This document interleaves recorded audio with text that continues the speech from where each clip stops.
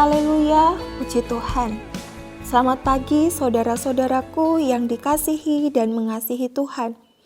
Saya bersyukur kepada Tuhan Yesus karena masih bisa kembali menyapa saudara-saudara semua yang tetap setia mendengarkan kebenaran firman Tuhan melalui renungan pagi.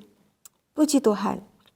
Pengkhotbah pasal 3 ayat 1 mengatakan bahwa untuk segala sesuatu ada masanya. Untuk apapun di bawah langit ada waktunya. Saudara-saudaraku, hidup ini sesungguhnya merupakan suatu siklus yang sudah ditentukan oleh hukum-hukum Allah.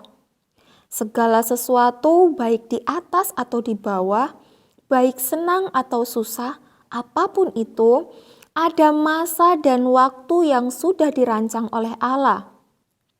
Nah, seringkali di dalam menjalani siklus kehidupan tersebut, kita mengalami kejenuhan. Kita menginginkan suatu putaran hidup yang berbeda dari biasanya. Namun kenyataannya, kita merasa sudah terjebak dan terikat oleh siklus hidup tersebut. Sehingga akhirnya, antusias kita untuk beribadah, untuk berdoa, untuk merenungkan firman Tuhan, untuk bertekun dalam kerajaan Allah mulai menurun. Gairah kita untuk sebuah mahakarya ilahi sedikit demi sedikit mulai terkikis. Bahkan mungkin kita mulai merasa gagal menjadi yang terbaik bagi Tuhan. Saudara-saudaraku, jika hal itu terjadi, cobalah untuk berhenti sejenak. Mengapa dan untuk apa kita harus berhenti? Yang pertama, untuk menata hati. Hati memiliki peranan yang sangat penting karena hati adalah sumber keinginan dan keputusan.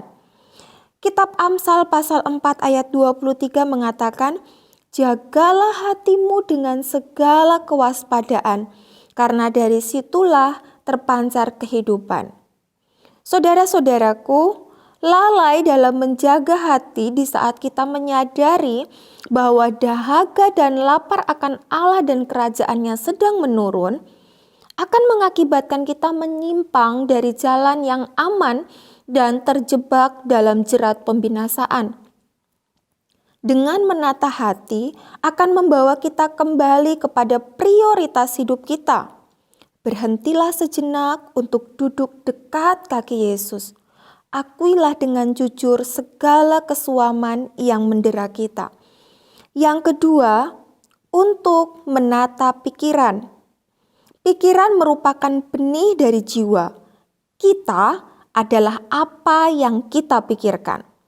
Filipi 4 ayat 8 berkata, "Jadi akhirnya saudara-saudara, semua yang benar, semua yang mulia, semua yang adil, semua yang suci, semua yang manis, semua yang sedap didengar, semua yang disebut kebajikan dan patut dipuji, pikirkanlah semuanya itu."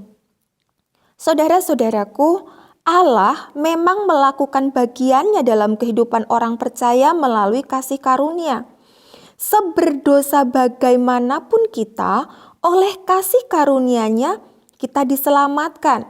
Tetapi kita juga harus berpartisipasi di dalam karya ilahi ini untuk menyingkirkan dan menghilangkan hal-hal yang kita tahu akan menarik hati kita menjauh dari Tuhan. Dengan menata pikiran akan membawa kita kembali kepada fokus hidup kita. Berhentilah sejenak untuk duduk dekat kaki Yesus dan isilah pikiran kita dengan kebenaran firman Tuhan. Dan yang ketiga, untuk menata langkah. Langkah merupakan tindakan nyata atas sebuah keputusan yang kita ambil.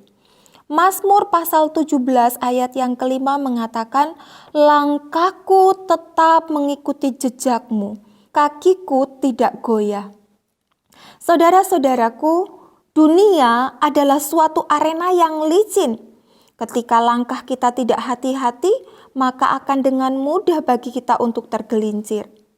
Memang oleh anugerah Tuhan, kita telah dijauhkan dari jalan pembinasa. Kita memiliki jaminan kekal akan keselamatan ketika kita percaya. Namun, kita harus sadar bahwa kita masih menghidupi daging dan daging ini lemah, tidak tangguh dan juga tidak kuat. Ada musuh yang terus mengintai kelemahan itu dengan maksud menggencarkan serangan kepada kita.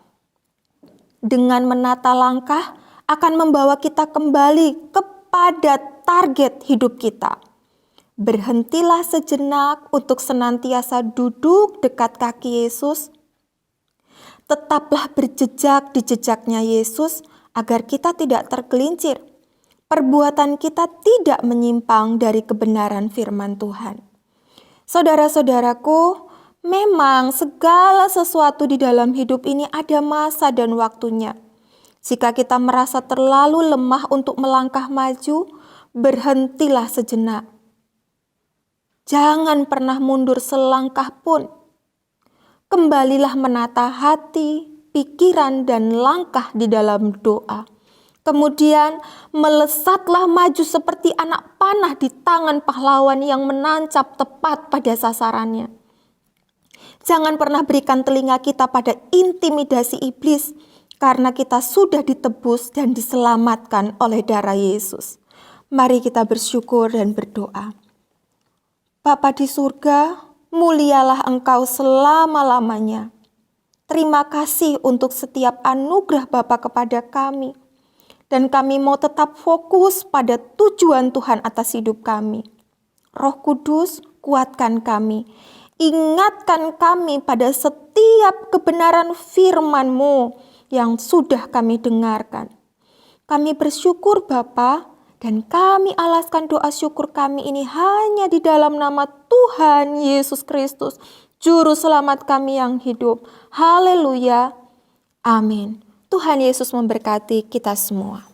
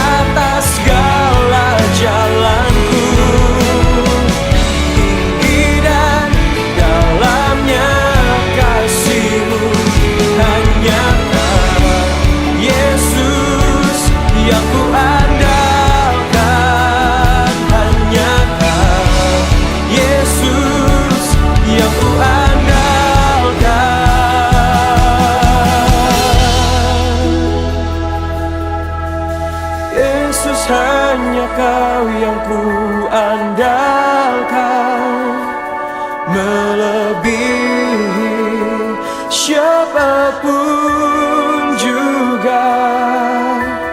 Yesus, hanya Kau yang ku percaya di setiap waktu. Tiada lain yang ku andalkan selain Kau.